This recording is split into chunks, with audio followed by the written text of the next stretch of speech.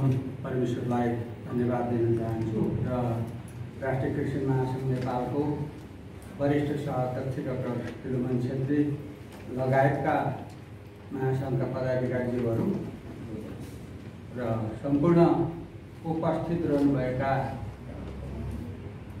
प्रभुमा आस्था विश्वास राख्ने पत्रकार दाजुभाइ तथा दिदीबहिनीहरूमा राष्ट्रिय क्रिस्चियन महासङ्घ नेपालको तर्फबाट र मेरो आफ्नो व्यक्तिगत तर्फबाट यहाँलाई जय मसीहको अभिवादन भन्न चाहन्छु। सर्वप्रथम हामी नेपाली क्रिस्चियन समुदाय आज क्रिस्चियन इतिहासको नेपाललाई हामीले हेर्दाखेरि थुप्रै कालखण्ड र उकाली ओराली पार गर्दै हामी यहाँ आइपुगेका छौँ र यो अवस्थामा झन्डै झन्डै नेपालका इतिहासलाई हामीले हेर्दै जाँदा कैयौँ मानिसहरूले हाम्रा अग्रजहरूले जेल जीवन यापन गर्नुपर्ने र देशै निकाला गरिएको सम्म इतिहास हामीले थाहा पाएका छौँ। तर पनि नेपाल देशलाई हामी यसरी थाहा लाग्न सक्छौँ प्रभुले अत्यन्तै माया गर्नुभएको छ र नेपाल देशमा प्रभु आफैले धेरै ठुलो काम गरिसक्नु भएको छ। जब जब नेपालको इतिहासमा नेपाली क्रिस्चियन समुदायलाई कमजोर बनाउन सिद्ध्याउनको निम्ति विभिन्न चालहरू रचिन्छ, कानुनहरू बनाइन्छ, देश निकाला गरिन्छ, तर त्यसका चाहिँ हजारौँ गुणा क्रिस्चियनहरू चाहिँ बढ्दै गएको इतिहासहरू हामीले पाउँदछौँ। थुप्रै इतिहासको कालखण्डलाई हामीले हेर्दै जाँदाखेरि 62-63 को परिवर्तनपछि धार्मिक स्वतन्त्रताको पक्षमा, क्रिस्चियन समुदायको हक अधिकारको सुनिश्चितताको पक्षमा नयाँ संविधान क्रिस्चियन सुझाव समितिले जुन खालको राष्ट्रिय अन्तर्राष्ट्रिय रूपमा एउटा भूमिका निर्वाह गर्यो, त्यसका अध्ययनहरू गरे र हाम्रो वास्तविक नेपाली क्रिस्चियन समुदायका समस्याहरू के हुन्, यसका समाधानका पाटाहरू के हुन् र नेपाली क्रिस्चियन समुदायको आवश्यकता के हो, हामीले त्यो एउटा टुङ्गोमा हामीले पुग्यौँ र त्यो ऐतिहासिक संविधान सभामा हामीले बुझायौँ। तत्कालीन 25 राजनीतिक दलका प्रमुखहरूलाई हामीले बुझायौँ र सोही विषयलाई राष्ट्रिय अन्तर्राष्ट्रिय रूपमा ध्यानाकर्षण गराउने क्रममा जागरण अभियानहरू सञ्चालन गर्यौँ। त्यो अवस्थामा 40 दिनसम्म रिलेन्सन बस्यौँ। त्यो अवस्थामा 3 बुँदे सहमति राज्यले गरेको छ। त्यसै गरिकन अर्को 6 बुँदे सहमति राज्यले चाहिँ नेपाली क्रिस्चियन समुदायको अधिकारको लागि, व्यवस्थापनको लागि, सञ्चालनको लागि सहमति गरेको छ। त्यो आज कार्यान्वयन हुन नसक्दाखेरि नेपाली क्रिस्चियन समुदायलाई मण्डली सञ्चालन र व्यवस्थापनको लागि थुप्रै चुनौतीहरू छन् भनेदेखि तपाईँले दिनका दिन तपाईँले देखिरहनु भएको छ। क्रिस्चियन समुदायमाथि चाहिँ अनावश्यक आरोपहरू, लान्छनाहरू सामाजिक सञ्जालमा तपाईँले देख्न सक्नुहुन्छ, जहाँ कि कुनै पनि प्रमाण छैन, जहाँ कि कुनै पनि एउटा चाहिँ सन्दर्भ जोडिएको छैन। क्रिस्चियन भएकै कारण हाम्रा मान्छेहरूले बदनामी कमाउनु परेको छ, जेल बस्नु बाध्य भएका छन्। यो वर्तमान परिस्थितिमा राष्ट्रिय क्रिस्चियन महासङ्घ नेपालले नेपालको स्थापनाको 13औं वर्ष पुरा भएको छ। यो 13औं वर्ष पुरा भएको अवसरलाई यो देशको परिस्थितिले विश्वलाई नै एउटा चाहिँ संक्रमणतिर धकेलिरहेको अवस्थामा तर नेपाली क्रिस्चियन समुदाय मात्रै नभएर विश्वमै रहेका क्रिस्चियन प्रभुमाथि आस्था राख्ने क्रिस्चियन दाजुभाइ दिदीबहिनीहरूको चाहिँ आशा येशू ख्रीष्ट भएको कारण क्रिस्चियनहरूले चाहिँ कुनै हतोत्साहित हुनु परेको छैन। यो परिस्थितिमा हामीले राष्ट्रिय क्रिस्चियन महासङ्घको 13औं 13औं राष्ट्रिय भेला आयोजना गरिएको छ। हामीले भर्चुअल विधि मार्फत संसारका थुप्रै देशका चाहिँ हाम्रो दाजुभाइ दिदीबहिनीहरू, महादेशीय प्रमुखहरू, विभिन्न देशका सद्भावदूतहरू, विभिन्न देशमा बसोबास गर्दै आउनुभएका हाम्रा क्रिस्चियन दाजुभाइ दिदीबहिनीहरू र नेपाल देशका चाहिँ हामीलाई लागेको छ यो वर्ष हामीले धेरैभन्दा धेरै जिल्लाको सहभागिता गराउने, प्रदेश प्रमुखहरू र जिल्ला प्रतिनिधिहरूको सक्रियतामा यो राष्ट्रिय भेलाको आयोजना गरिएको छ र यहाँहरूलाई जानकारी गराउन पाउँदा हामीलाई खुसी लागेको छ। हामीले यो भेलालाई हामीले एउटा सन्देशमूलक बनाउने हाम्रो लक्ष्य रहेको छ र यो नेपाली क्रिस्चियन जगतको आजको आवश्यकता छ। हामीले यो भेलालाई जुन एउटा हामीले स्लोगनको उद्घोष गरेका छौँ, जुन उद्घोष हो हाम्रो अभियान के हो त? आज नेपाली क्रिस्चियन जगतमा एउटा निकै ठुलो तहल्का मचिएको छ। महासंघ भनेको के हो? महासंघले गर्न खोजेको के हो? महासंघको यो अभियान भनेको के हो? आज प्रत्येक नेपाली क्रिस्चियनहरूले जान्न जरुरी छ। र म प्रश्न के बनाउन चाहन्छु भन्दाखेरि हाम्रो अभियान, राष्ट्रिय क्रिस्चियन महासंघको अभियान भनेको के हो? नेपाली क्रिस्चियन समुदायको चाहिँ स्वाभिमान र पहिचान। आज हामीलाई स्वाभिमान स्थापना गर्नु परेको छ, पहिचानको सुनिश्चित गर्नु परेको छ। चाहे हामीले 6 बुँदे सहमति कार्यान्वयन गरौँ, मण्डलीलाई चर्चलाई स्वतन्त्र गुठीको रूपमा स्थापना गरौँ, राष्ट्रिय क्रिस्चियन आयोग गठन गरौँ, राज्यबाट विनियोजन हुने समान ढङ्गसित बजेटलाई मण्डलीहरूलाई व्यवस्थापन गरौँ र चाहे क्रिसमसको चाहिँ पर्व होस्, चाहे इस्टरको चाहिँ पर्व होस्, को सार्वजनिक बिदा गरौँ। हाम्रो एउटै लक्ष्य हो नेपाली क्रिस्चियन समुदायलाई स्वाभिमान बनाउने र हाम्रो पहिचानलाई सुनिश्चित गराउने। हाम्रो यही अभियान आज हरेक क्रिस्चियनको चाहिँ ओठमा झुन्डिन जरुरी छ। हरेक क्रिस्चियन म हुँ भन्छ भनेदेखि यो अभियानमा सामेल हुन जरुरी छ। किन भन्दाखेरि यो अभियानले चाहिँ कुनै पनि एउटा व्यक्ति विशेषसँग यसले सम्बन्ध राख्दैन। सिङ्गो नेपाली क्रिस्चियन समुदायलाई चाहिँ स्वाभिमान बनाउँछ र सिङ्गो नेपाली क्रिस्चियन समुदायको पहिचानलाई चाहिँ यसले सुनिश्चित गराउँछ।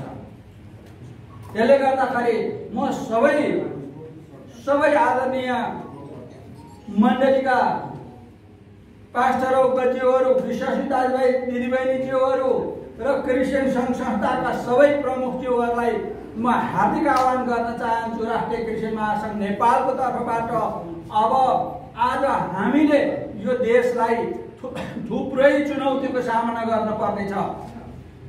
थुप्रै चुनौतीको सामना पर्ने अवस्थामा अब नेपाली क्रिस्चियन समुदाय नमिलिकनको पनि विकल्प छैन, नमिल्नुपर्ने कारण पनि केही पनि छैन। हामीले धेरै पटक भनिसकेका छौँ।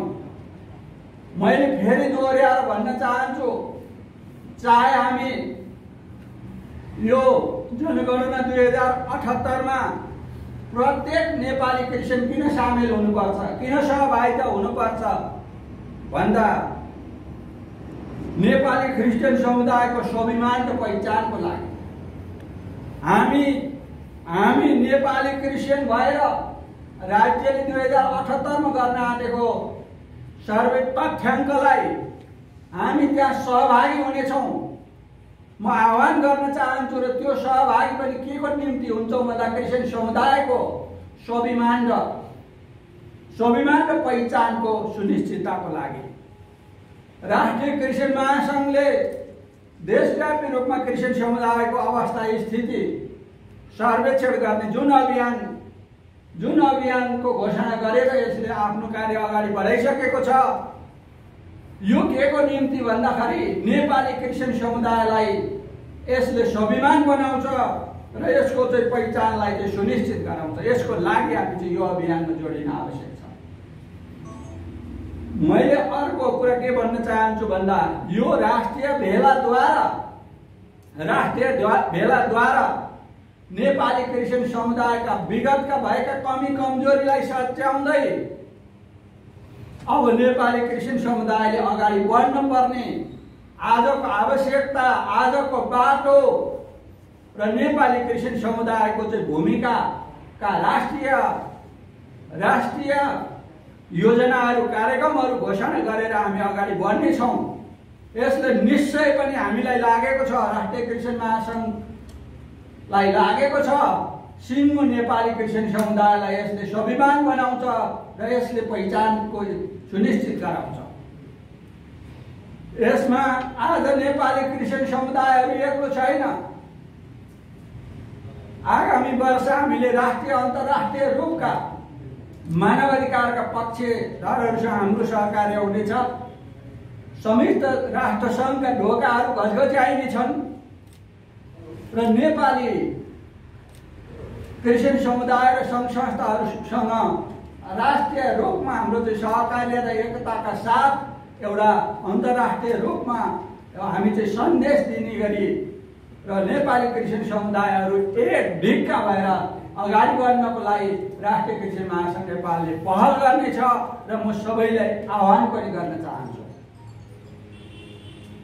यो राष्ट्रिय भेलाकै सन्दर्भमा म सबै हाम्रा पत्रकार दाजुभाइ दिदीबहिनीहरूलाई म आग्रह गर्न चाहन्छु, म अनुरोध गर्न चाहन्छु, यसलाई सफल बनाउनको निम्ति तपाईहरुको साथ, सहयोग, प्रार्थना, सहकार्यको जरुरी छ।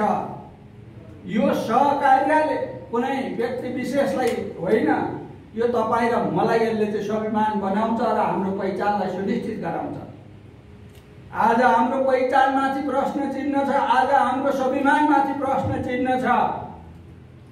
तपाईले दैनिक रूपमा क्रिस्चियन समुदायमाथिको आरोप प्रत्यारोपलाई तपाईले हेर्नु भएको छ र यसको निम्ति नेपाली क्रिस्चियन समुदायहरूले आज सत्य, तथ्य र यथार्थमा उभिएर चाहिँ बहस गर्न पर्नेछ र अब नेपाली क्रिस्चियन समुदायको स्वाभिमान र पहिचानको लागि राष्ट्रिय क्रिस्चियन महासङ्घ नेपाल अब क्रिस्चियन समुदायमा मात्रै होइन, अब अन्य धर्मावलम्बीहरूसँग बहस गर्न तयार छ, राज्यसँग च्यालेन्ज गर्न तयार छ। अन्तर्राष्ट्रिय मानवाधिकारहरूसँग सहकार्य गरेर अन्तर्राष्ट्रिय सन्धिहरू र अन्तर्राष्ट्रिय कानुनहरूलाई यो राष्ट्रले मान्नुपर्छ। नेपाली क्रिस्चियन समुदायको अस्तित्वलाई स्वीकार गर्नुपर्छ र हामीले गरेको सहमतिलाई कार्यान्वयन गराउनुपर्छ र त्यो कार्यान्वयन गराएर नेपाली क्रिस्चियन समुदायलाई चाहिँ स्वाभिमान र अधिकार सुनिश्चित गराउँछ। यो अभियानमा म आग्रह गर्न चाहन्छु हाम्रा क्रिस्चियन दाजुभाइ सङ्घ संस्थाहरूलाई, भोलि हामी यस्तो महत्त्वपूर्ण अभियानमा छुटेछौँ भनेर धिक्कारिनु भन्दाखेरि सबैजना मिलेर साथमा साथ, काँधमा काँध मिलाउनलाई म आह्वान गर्न चाहन्छु। हामी सबै मिलेर नेपाली क्रिस्चियन समुदाय मिलेर स्वाभिमान बन्नु र हाम्रो पहिचानको सुनिश्चित गर्नु भनेको हाम्रा मुक्तिदाता प्रभुलाई नै हामीले महिमा दिनु हो। हाम्रो प्रभुलाई नै हामीले यो देशमा उचाल्ने हो, हाम्रो परमेश्वरलाई नै आदर दिने हो। त्यसको निम्ति राष्ट्रिय क्रिस्चियन महासङ्घ नेपालले यो राष्ट्रिय भेलाद्वारा, यो राष्ट्रिय भेला पनि सन्देशमूलक हुनेछ र यो राष्ट्रिय भेलाले थुप्रै नेपाली क्रिस्चियन समुदायको आधारभूत आवश्यकताको पक्षहरूमा चाहिँ राष्ट्रिय घोषणा गरेर चाहिँ अगाडि बढ्नेछ र यो अभियान नेपाली क्रिस्चियन समुदायको आजको अपरिहार्य भएको तपाईहरुलाई म जानकारी गराउन चाहन्छु र संसारको कुनै पनि कुनामा बस्नुहुन्छ र यो अभियानमा तपाईँ सामेल हुँदै हुनुहुन्छ भने चाहिँ तपाईँ आफै स्वाभिमान बन्दै हुनुहुन्छ, तपाईँ आफ्नै पहिचानको सुनिश्चित गर्दै हुनुहुन्छ र तपाईँ सही बाटोमा लाग्नु भएको छ। हाम्रो बुझाइ यही छ र म सबैलाई अनुरोध गर्न चाहन्छु, राष्ट्रिय क्रिस्चियन महासङ्घका सबै पदाधिकारी, सबै चाहिँ यो देशभित्र रहेका मण्डली पास्टर अध्यक्षहरू र जुन विभिन्न देशमा रहेका चाहिँ मण्डली क्रिस्चियन सङ्घ संस्था विश्वासी दाजुभाइ दिदीबहिनीहरूलाई यो अभियानमा सामेल हुनको लागि म आग्रह गर्न चाहन्छु, अनुरोध गर्न चाहन्छु र हामी सबै मिलेर हामी पहिलो काम नेपाली क्रिस्चियन समुदायलाई स्वाभिमान बनाउनेछौँ, हाम्रो पहिचानको सुनिश्चित गर्नेछौँ र हामीले परमेश्वरलाई नै महिमा दिनेछौँ, हामी उचाल्नेछौँ। र म तपाईहरु सबैलाई धन्यवाद भन्न चाहन्छु र हाम्रो यो आजको यो राष्ट्रिय भेला यो आगामी आइतबार 5 बजे जुम या मार्फत हामीले चाहिँ संसारका विभिन्न देशबाट धेरैभन्दा धेरै नेपाली भाषी मण्डलीको तर्फबाट र दाजुभाइ दिदीबहिनीको तर्फबाट चाहिँ त्यहाँ सहभागी हुनुहुने हामीले विश्वास अपेक्षा लिएको छ र तपाईहरुको पनि साथ सहयोग प्रार्थना र प्रत्यक्ष प्रसारणको लागि समेत राष्ट्रिय क्रिस्चियन महासंघको तर्फबाट म यहाँहरूलाई हार्दिक अनुरोध गर्न चाहन्छु।